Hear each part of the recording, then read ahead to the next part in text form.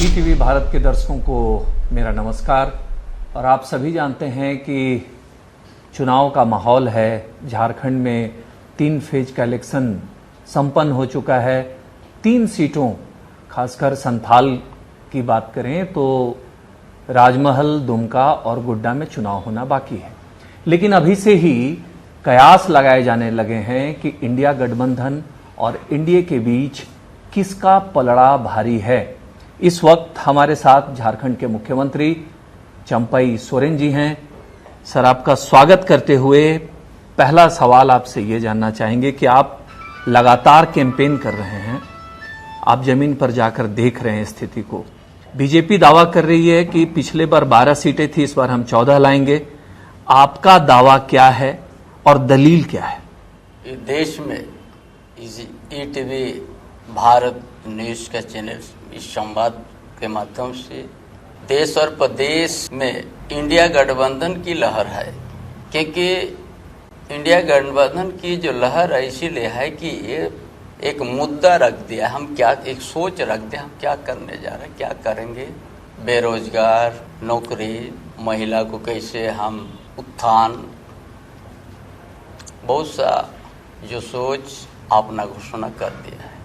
लेकिन भारतीय जनता पार्टी देश का प्रधानमंत्री ये 10 साल के अंतर्गत उसका जो देखा गया है, जो भी घोषणा किया, जो भी उनका विचार था, सब जुमला साबित हो गया। एक भी सच साबित नहीं हुआ है। ये पूरा प्रदेश का जनता भी समझ लिया कि ये सिर्फ जुमला बात करेगा, झूठ बात बोलेगा, जनता के लिए कुछ नहीं सोचता है। महंगाई की बात नहीं करेगा, बेरोजगार रोजगार की बात नहीं करेंगे, सिर्फ उसको इसका आलोचना करके टाइम पार कर देता है। और हमारे इस प्रदेश में हमारा महागठबंधन के जब से सरकार है, यहाँ बहुत सा जनकल्याण काम हम लोग किया है। इस राज्य में भारतीय जनता पार्टी बहुत लंबा समय तक अपना सत्ता में रहा है, लेकिन ना यहाँ का आदिवासी का हित में अच्छा काम किया, ना मूलवासी, ना दलित, ना गरीब गुरबा का। और यहाँ का समस्या, यहाँ का जो मूल ज्वलंत समस्या है, वो भारतीय जनता पार्टी उसको बोलने के लिए और स्वीकार करने के तैयार नहीं है। क्या है ज्वलंत मुद्दा? आदिवासी को यदि बचाना है, आदिवासी को परंपरा का यदि और आदिवासी को विकास को ले जाना है, तो उसका साधना धर्म कोड को मान्यता मिलना चाहिए। और ये भारतीय जनता पार्टी इसको एक शब्द भी बोलने के इसका पक्ष में नहीं है। दूसरा है कि यहाँ का ओबीसी पिछड़ा वर्ग, हमारी महागठबंधन सरकार ने हाउस में रह के उसको पारित किया कि 14% से 27% आरक्षण दिया जाए पिछड़ी जाति को। वो राजभवन में वो भी रुक गया है, उसका पक्ष भी इनको बोलने के तैयार नहीं है। झारखंड अलग राज्य, झारखंड आंदोलन के समय से यहाँ का भावना है, यहाँ का दिल का आवाज़ है कि 1932 के खाद्यान्न के आधारित ही यहाँ का स्थान नीति बने। ये भी हाउस में पास करके ये भी राजभवन में है, उसका बारे में एक शब्द नहीं कहते भारतीय जनता पार्टी। ये बहुत ज्वलंत मुद्दा है झारखंड प्रदेश के लिए, और हमारे इंडिया गठबंधन इस मुद्दा को लेके आगे बढ़ेगा। इसीलिए पूरा प्रदेश में हमारे इंडिया गठबंधन की लहर है, और 14 के 14 हम लोग जीतने भी जा रहे हैं, सुनिश्चित है जीतना। आप पूरी बात बताते हुए, समझाते हुए, मुद्दे गिनाते हुए लास्ट में एक पंच लाइन मार दिए कि 14 के 14 हम जीतने जा रहे हैं। दादा, एक चीज बताइए कि 2 केंद्रीय मंत्री हैं झारखंड में, अन्नपूर्णा देवी और जनजातीय मामलों के मंत्री अर्जुन मुंडा, उनकी प्रतिष्ठा स्टेक पे लगी हुई, लेकिन उनका जो दावा है कि मोदी जी की गारंटी काम कर रही है। क्या गारंटी हमको बताइए? जब यहाँ आदिवासी का साधना धर्म कोड में बोलने का पक्ष नहीं है, तो कौन चीज का आदिवासी को आप क्या करना चाहते हैं? आपने जनगणना में कलम आपने सीमित कर दिया, अन्ना ने भी नहीं रखा है, खाली 6 आप कलम रख दिया है। इनका से कितना बड़ा आप धोखा देने जा रहे हैं आदिवासी को। आप ये जो छोटी एकदम इस समुदाय को, आदिवासी को आपने विकास नहीं, विनाश के लिए आपने सोच के बैठे हैं। तो वो तो अपने अपने मंत्रिमंडल में यहीं के मुख्यमंत्री कई बार रह चुके अर्जुन मुंडा जी को शामिल किए। उनका कहना है कि भगवान बिरसा मुंडा की जयंती जो है उसको हम गौरव दिवस के रूप में मना रहे हैं, आज तक किसी ने नहीं मनाया। उनका कहना है कि हम किसानों को सम्मान निधि के तहत यहाँ आदिवासी का विश्व आदिवासी दिवस में आप शुभकामना तो नहीं दे रहा है, किस तरह का बात कर रहा है ये? आप गौरव की चीज है, हमको हमारा सारनाथ कोर्ट के लिए कलम अब क्यों नहीं रखे हैं? हमने क्या लिखेंगे इस जगह में? आपने हमारा परंपरा, हमारा ट्रेडिशन सारा आपने समाप्त करने का आपने कदम उठाया। अब क्यों नहीं रखा भाई? ये देश स्वतंत्र है भारत, स्वतंत्र में हमारा भी यहाँ बहुभाषा बहुधर्म के रहते हैं। हमारा प्राकृतिक पुजारी है हम लोग, पेड़ के नीचे हम लोग पूजा करते हैं। जी बिल्कुल, हमारा भी तो होना चाहिए ना। लेकिन दूसरा जो एक मुद्दा है दादा कि दूसरा नहीं, इसमें क्यों नहीं बोल रहा है वो लोग? बिल्कुल, हम आपकी बात तो से इतना सहमत बड़ा आज आदिवासी का यदि आप बचाने के सोच रहा है तो आपको पहले इनका धर्म कोड को आपने जगह देना हो। तो आप ये मानकर चल रहे हैं कि जो 3 मुद्दे हैं, रिजर्वेशन का, सरना कोड का, ये जो है ये इस बार असर दिखाएगा, आपके पक्ष में जा रहा है बहुमत, मतलब जो यहाँ 14 सीटें हैं वो आपके पक्ष में जा रही हैं। एक बात बताइए, जनता के बीच एक चर्चा बहुत आम है कि अभी इलेक्शन चल ही रहा है और भ्रष्टाचार के कई मामले हैं। आपके कैबिनेट के एक मंत्री सलाखों के पीछे हैं, आलमगीर आलम साहब। सुनिए, ये देश में हर चीज का कानून बना हुआ है। कोई चोरी करता है तो उसके लिए दफा है ना? डकैती करता है तो उसका क्या दफा लगेगा? यदि हत्या करते हैं तो क्या दफा है? और अटेम्प्ट टू मर्डर करता है तो उसका क्या दफा है? ये उसी प्रक्रिया में देश में हर जगह उसी तरह का हुआ है। ठीक है। और उसी में ही सब आदमी न्यायालय पर जाता है। ठीक है। जो इसलिए इस चीज को पूरा देश में तो हो रहा है। आपका गुजरात में नहीं हुआ? उसका समय में कितना 35-40 हजार करोड़ लेके विदेश चल गया है, उसी का ये तो हर जगह हुआ। अभी भी आज हर स्टेट में करोड़ करोड़ का घोटाले का बात आ रहा है। आज का न्यूज में देख रहे हैं, बम्बई में भी है ना? ये तो उसका ऊपर में एक व्यवस्था है, व्यवस्था उनको ऊपर में कार्रवाई कर रहा है। तो व्यवस्था एक पैसी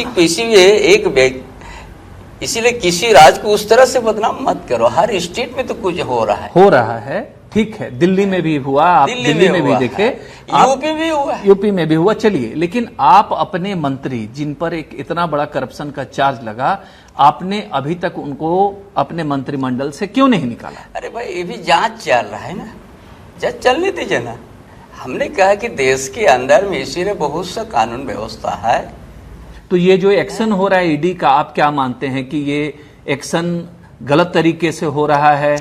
ये निर्दोष लोग हैं। हम लोग अभी तक ना, हम लोग तो कभी कोई हस्तक्षेप नहीं किया है। जांच कर रहा है, जांच चलने दीजिए ना, उसमें कहीं आप खड़बड़ा रहा है। और भी जगह के क्यों नहीं पूछ रहे हैं हमको? हम आपसे झारखंड की नहीं, हम झारखंड के नहीं, अब आप तो ऑल इंडिया का विशेष पर नहीं हो जाए, बाकी जगह की क्यों आप हमको नहीं पूछ? बाकी जगह भी पूछते हैं, तब वहाँ क्यों इस तरह से तुरंत साइलेंट हो रहा है? बाकी जगह में भी सब कुछ हो रहा है। एक एग्जाम्पल, लोकतंत्र में लोकतंत्र पद्धति को अपना के आगे बढ़ना है। और लोकतंत्र इसीलिए इस कानून की व्यवस्था है। ये राज्य में हो, चाहे जिला में हो, चाहे देश में हो, ये सब होते रहता है। तो इसके लिए सारा ये प्रावधान है, उसी के माध्यम से उसके ऊपर कार्रवाई होता है। एक सवाल, फिर कार्रवाई होने के बाद कुछ आदमी लोग बच भी जाता है। देखिए, वो झारखंड तो लास्ट अंतिम निर्णय तो कोर्ट में होगा ना, कोर्ट में होगा। लेकिन पहले आप क्यों इस तरफ से? बिल्कुल नहीं, हम आपसे, मैं उतावला नहीं हूँ। पब्लिक ये सवाल पूछ रही है, पब्लिक नहीं पूछ रहा है। ये पब्लिक के बीच चर्चा का विषय है। में जाते हैं, ये बात तो नहीं आ रहा है। नहीं, मेरा कहीं पर होता तो होता वाला मुकदमा चल रहा है। ये जानबूझकर हो रहा है। आरोप होने के बाद भी वो बारी होके आता है। ये एक्शन जानबूझ एक साजिश आप एक्शन को देख रहे हैं या है कुछ? देखो, ये सारा व्यवस्था इसीलिए रखा गया है, जो जहाँ पर होगा उस तरह से जांच होता है। जांच जब अंतिम होता है उस समय कोर्ट निर्णय देगा, उस समय पता होता है कि हाँ ये दोषी हो गया, ये दोषी नहीं हुआ है। चलिए दादा, करप्शन पे तो हम लोग बात कर लिए और इसका रोकने के लिए हर प्रकार का व्यवस्था है। चलिए एक हम आगे थोड़ा सा बढ़ते हैं दादा। आप 31 जनवरी को हेमंत सोरेन जी गिरफ्तार होते हैं, जेल जाते हैं, उसके बाद परिस्थिति बदलती है, आप मुख्यमंत्री बनते हैं। आपके बारे में मैं यही कह दूं कि भाजपा की तरफ से कहना है कि आप एक एक्सीडेंटल सीएम हैं। एक्सीडेंटल सीएम मतलब एक हालात ऐसा बना और ये मजबूरी में सोरेन परिवार आपको बनाई। ये पूरी तैयारी कल्पना सोरेन को लेकर हो रही थी, उनके लिए गांडे सीट खाली कराया गया था और आपको मजबूरी वश इनको देना पड़ा, हालात वश आपको ये मिला। आप इस पर क्या कहना चाहेंगे? देखिए, आप हमको नहीं पूछ रहे हैं, आप पूछता तो हम जवाब देते हैं। भाजपा वाला लोग आपको बोल के भेजा है, इसीलिए इसमें हमको उचित है। कोई भी नेतृत्व परिवर्तन यदि होता है, कोई व्यक्ति विशेष पर वो नहीं होता है। अगर सरकार में कोई नेतृत्व परिवर्तन होता है तो विधायक का समर्थन होता है। आप कौन हो? ये पब्लिक डोमेन में ये बातें हो रही हैं। आपको वहाँ क्या है? अजीत पवार की चर्चा हो रही है, भाजपा क्या रोल है? अजीत पवार के ऊपर में इतना बड़ा आरोप था, वहाँ चल गया तो वो डिप्टी सीएम तक बन गया। वो हो रही है ना, हम उस पर कहीं डिनाई नहीं कर रहे। इसीलिए आप हर जगह इस तरह का अब एक ही है, ये आपको उनका बात को यहाँ मत रखिए। अब आप जो चैनल है, आप क्या जानना चाहते हैं हमसे वो जानिए। मैं पूछ रहा हूँ, भाजपा बोल रहा है, इसके लिए हम उत्तर देंगे, ये हम कभी नहीं देंगे। ठीक है दादा, अभी आपने जो कहा, हम जब बीजेपी वालों से सवाल करते हैं तो वो कहते हैं कि आप जेएमएम वालों की भाषा बोलते हैं। खैर, ये आपको लग रहा है कि मैं बीजेपी वालों की भाषा कह रहा हूँ।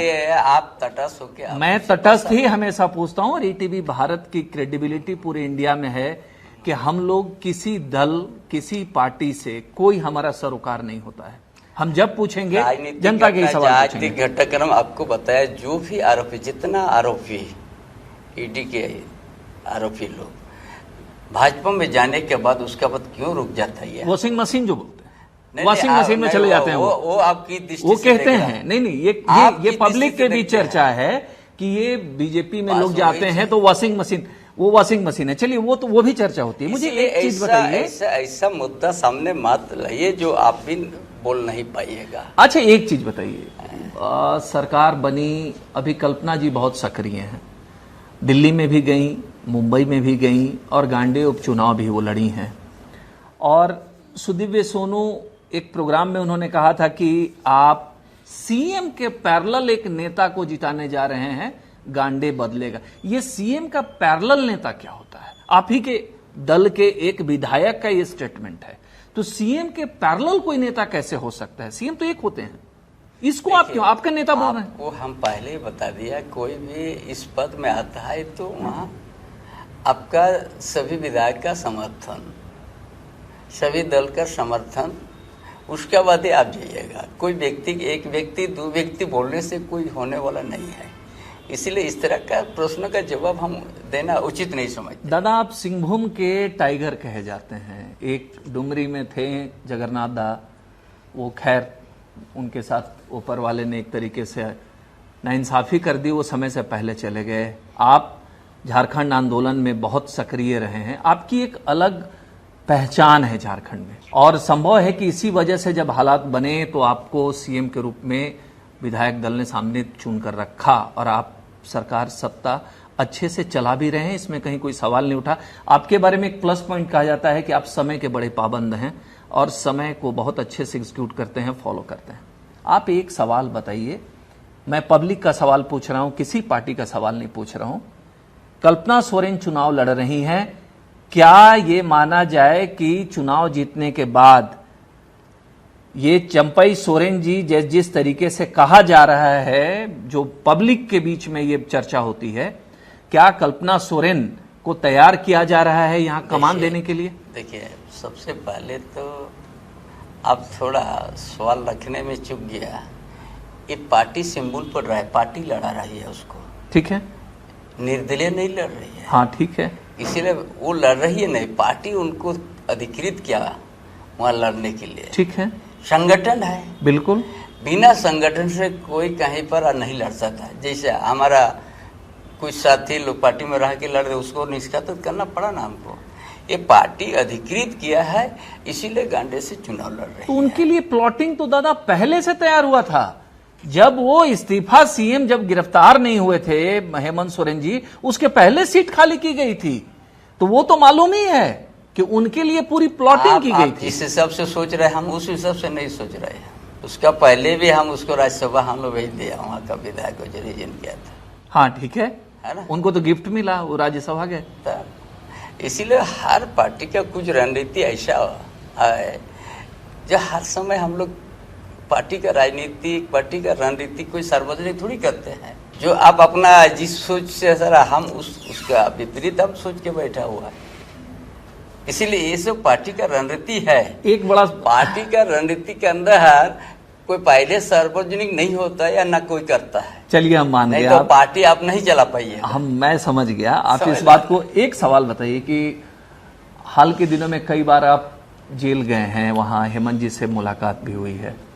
आप जो शासन और प्रशासन जिस तरीके से पूरा ये अमला संभाल रहे हैं, देख रहे हैं, क्या कुछ आपको वहां से कुछ गाइडलाइंस भी ऐसा मिलता है, कुछ बताते भी हैं कि पब्लिक जानना चाहती है? हमको वहां जाते हैं, ये पार्टी का लीडर है जी, कार्यकारी अध्यक्ष हैं वो, कार्यकारी अध्यक्ष है जी जी। और कार्यकारी अध्यक्ष के उसका मिलना पार्टी संगठन के ऊपर नहीं होगा चर्चा।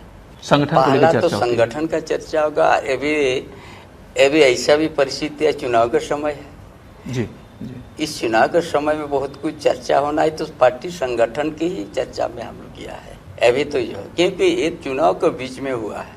चुनाव के बीच में ही सब कुछ हुआ है। आज चुनाव के बीच में हम भी किया है। जी जी बिल्कुल। गठबंधन के साथ हमारा कैसे, पहले तो कैंडिडेट का चयन की बात होगा, सीट शेयरिंग की बात होगा, ये सारी बात है। उसको किसको कहाँ से लड़ाएंगे, ये सारी बात पर ही चर्चा हुआ। आज संगठन को कैसे करके फिर हम लोग मजबूती के साथ इस चुनाव में हम लोग। मैं समझ गया दादा। आप जो एक सवाल का थोड़ा सा दादा जवाब दीजिए। पॉलिटिकल मैं नहीं चाह रहा हूं कि आप जवाब दें। आप जो जिन मुद्दों की बात कर रहे हैं वो मुद्दे पहले से चली आ रही हैं और ये बार बार छिड़ता है। सरना धर्म कोड हो या ओबीसी के आरक्षण की बात हो, ये चला आ रहा है। मेरा ये कहना है कि जो 14 सीटों पे जीत का आप दावा कर रहे हैं, ये पॉलिटिकल स्टेटमेंट जैसा लगता है। आप देखिए, आप ऐसे बताइए 7-5-1-1 10 साल में यहाँ का भारतीय जनता पार्टी की कोई केंद्र का कोई रोल नहीं रहा है ना। ठीक है। जब यहाँ का पीएम आवास दे उसका फंड देने का वो चूक किया है। ये एक एक आदमी को पता हो गया क्यों हमारा पीएम आवास नहीं बना। ये 8 लाख परिवार का सूची बना था। जब फंड देना रुक होगा तो ये तो फैल गया ना बात में। ठीक है, आप अबुआ आवास दे रहे हैं, उसका बाद हम लोग सही क्या मांगने के बाद नहीं दे रहे थे। हम लोग अपना इस राज अपना दायित्व तो ले लिया। भाई हम लोग को अपना जिसका घर जर्जर है, जिसका उसका घर है, डेली उसका परेशान आए तो उसको हमको देना दायित्व है।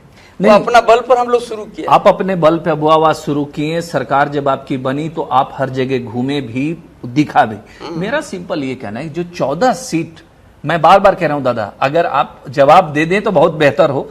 अमूमन होता क्या है कि लोग एक बताते हैं कि 14 में मेरा इतना पर पलड़ा भारी। देखिए, हम इसीलिए हमने मुद्दा का बात पर आया। वो एक दिन भी महंगाई इतना चढ़ा, महंगाई के बात पर सत्ता में आए थे भारतीय जनता पार्टी। बड़ा गैस सिलेंडर में बड़ा प्रदर्शन किया था महंगाई के लिए 2014 में। और ये 10 साल में एक बार भी महंगाई कम करने की बात नहीं कहा, सरकारी नौकरी की बात नहीं किया, बेरोजगार को नौकरी देने की बात नहीं किया। तो ये कौन सा मुद्दा लेके यहाँ पर आए हैं? आज जिसको उज्जवल योजना से किसी को गैस सिलेंडर दिया, एक बार देने के बाद उसका सब्सिडी भी बंद कर दिया है। वो गरीब फिर भरने नहीं सका, घर में पड़ गया है। तो इसी तरह का आदमी तो आकलन करता है ना। मतलब आपका है कि लोग मन मिजाज बना चुके हैं इस बार। जानता क्या है भाई, उनको इतना जो योजना वो कहते तो एक भी वो महंगाई के नाम पर सत्ता में आए थे दादा। हम दुनिया जानता है, हाँ, वो पूरा देश जानता है। गैस सिलेंडर को बड़ा जोर तो दिखा दिया था। हाँ, दिखाते थे वो, इसमें कहीं लेकिन 400 से 1200 हो गया। एक बार भी महंगाई के कम करने की बात नहीं। पेट्रोल की भी बात कर सकते हैं। पेट्रोल भी 55 से 60 था उस समय, ये 100 पर कर दिया है। एक बार भी महंगाई के ऊपर में अभी भी नहीं बोल रहा है। तो मतलब आपका मानना है कि ये महंगाई बेरोजगारी आप क्या को लेके जनता, उनका जो घोषणा था जी, एक भी सच साबित हो तब ना। वो कह रहे हैं कि देश विकसित हुआ है, भाई गरीब कम हुए हैं। आप बोल दे, हमको बताओ ना क्या विकास हुआ है। 80 करोड़ जनता को 5 किलो अभी भी दे रहा है, तो कहाँ हम परिवर्तन, हमको दिखाओ ना। ये देखिए भाजपा जो दावे कर रही है, 80 करोड़ जनता को भी आप 5 किलो दे रहा है राशन, कैसे आप देश विकास की बात करते हैं। हाँ, कुछ पूंजीवादी को अच्छा उन लोग को आप उन लोग का कार्य को माफ किया है। मतलब पूंजीवादी की सरकार है एक निश्चित रूप से, वो भी मुट्ठी पर पूंजीवादी के लिए उन लोग का कार्य भी माफ किया, उन लोग आगे भी बढ़ गया है। अभी भी देश के अंदर 80 करोड़ जनता, ऑफिशियल वो है, अनऑफिशियल नहीं बोल रहा, ऑफिशियल 5 किलो के लिए लाइन खड़ा है 10 साल के अंदर में, और 5 साल देने उन्हीं लोग को जा रहा है। हाँ, घोषणा हो चुकी। अभी भी बोलता है और आप 5 किलो हम 80 करोड़ देते रहेंगे। उसको परिवर्तन के उनको हम वहां से कैसे उठाएंगे, 5 किलो से कैसे बचे, उसका सोच इनके पास नहीं है। तो आप दादा, आप जैसा कह रहे हैं कि झारखंड हम नहीं कर रहा है, ये हकीकत है, ऑफिशियल ये है, ये नो डाउट है। तब आप 80 करोड़ के बीच में 5 किलो आप बांट रहे हैं, हम समझ गए। 5 किलो के लिए वो लोग को लाइन में और 5 किलो हर 5 साल तक आप लोग को इसी में रहना है। आपका आगे नहीं बढ़ रहे, आप ये भविष्यवाणी नहीं, हकीकत एकदम ये घोषणा। आप तो जमीन के नेता हैं, आप कह रहे हैं कि जब बात करते हैं वो विकास कर रहा है देश, हमको किस ढंग से आप विकास कर रहे हैं भाई? विकास का एक भी हम दिखा दीजिए कहां पर विकास किया है। देश में 5वीं बड़ी अर्थव्यवस्था वर्ल्ड में बन गई, उनका कहना है क्या बन गया, हमारी 5वीं बड़ी अर्थव्यवस्था दुनिया। अरे भाई तब तो इतना व्यवस्था हो गया तो 5 किलो के लिए आदमी लाइन नहीं रहता। ये जवाब भाजपा को देना होगा, हम लोग पूछेंगे भी। एक सवाल और 5 साल के लिए उन लोग का एग्रीमेंट कर दिया, ये जवाब हम लोग लेंगे जरूर। आप एक सवाल बताइए दादा, 14 की 14 सीटें जब आप दावा कर रहे हैं कि ये जो मुद्दे हैं, गरीबी, बेरोजगारी, महंगाई, ये है जो जनता से जुड़ा सीधा मसला है, और 14 सीटें आप झारखंड में इसलिए हम दावा कर रहा है कि हम यहाँ का आर्थिक स्थिति को देखा कि यहाँ बड़ा दयनीय स्थिति है, इसीलिए सभी परिवार को हमने पेंशन देना शुरू कर दिया है। सर्वजन पेंशन, हाँ ठीक है, देना शुरू कर, नो डाउट।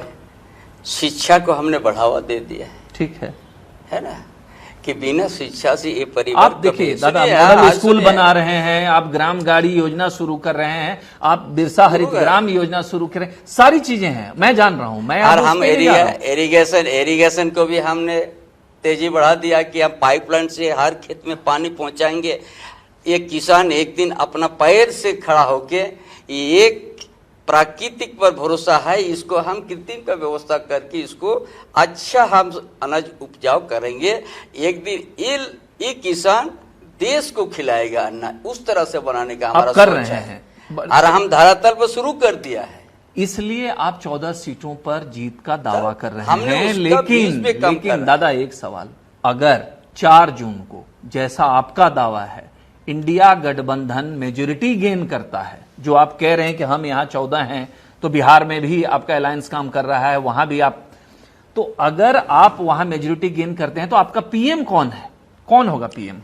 गठबंधन तय करेगी, गठबंधन हमारा तय करेगी, उसके लिए आपको उतावला होने की जरूरत नहीं है। राहुल जी दिखते हैं, गठबंधन तय करेगा, उसके बाद हम लोग करेंगे उसका लिए, उसका पीछे में आपको नहीं रहना है।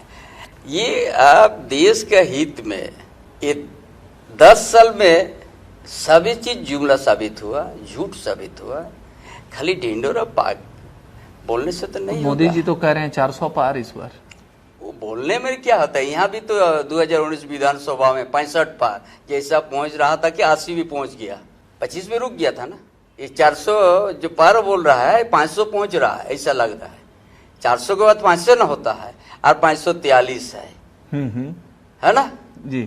तो इतना उसको परेशान होने की क्या जरूरत है? हर स्टेट में जाके रात को भी छूट जाते हैं और प्रचार कर रहा है। आपका इतना कॉन्फिडेंस है तो आपका इतना परेशान होने की क्या जरूरत था? क्या जरूरत था इतना बार बिहार को आने का, यहाँ झारखंड को आने का क्या जरूरत था जब आपका 400 पार हो चुका है? क्या जरूरत था हमको, ये हमको सवाल बता दी। बिल्कुल, ये पब्लिक जनता ये आपका जो आपकी बात को इतना जनता सुन रही है। बात को मिलता तो इतना एक एक छोटा छोटा राज्य में एक एक पार्लियामेंट सीट में आप क्यों लेकिन आते अगर हैं? आप लेकिन ये कॉन्फिडेंस 4 जून को आपने जो बात कही वो आपका दावा है। अगर ये दावा धरातल और पर उनका नहीं जो उतरा, वो- वोटिंग मशीन से नहीं निकला, ईवीएम से नहीं निकला, तब क्या मानेंगे आप? अगर 14 सीट का दावा आपका और अगर आप नहीं गेन करेंगे, आप क्या लेंगे? उनको भी बोल के आइएगा ना, 400 पार नहीं होगा तो क्या क्या उनसे भी पूछते हैं हम। अरे आप लोग इस तरह उनसे से भी इसलिए पूछते हैं। इस तरह का सवाल नहीं होता है। एक आदमी, एक सज्जन हमको बोला, इसी 400 पर बोल रहा है ना, एक सज्जन बोलता है क्या, बड़ा बुद्धिजीवी है, ये पृथ्वी को हम उठा देंगे लेकिन हमको खड़ा होने का जगह आपको दूसरा देना होगा।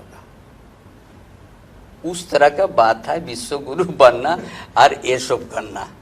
वो बोलता है पृथ्वी को उठा देंगे लेकिन हमको खड़ा होने का जगह चाहिए, हम उठा देंगे।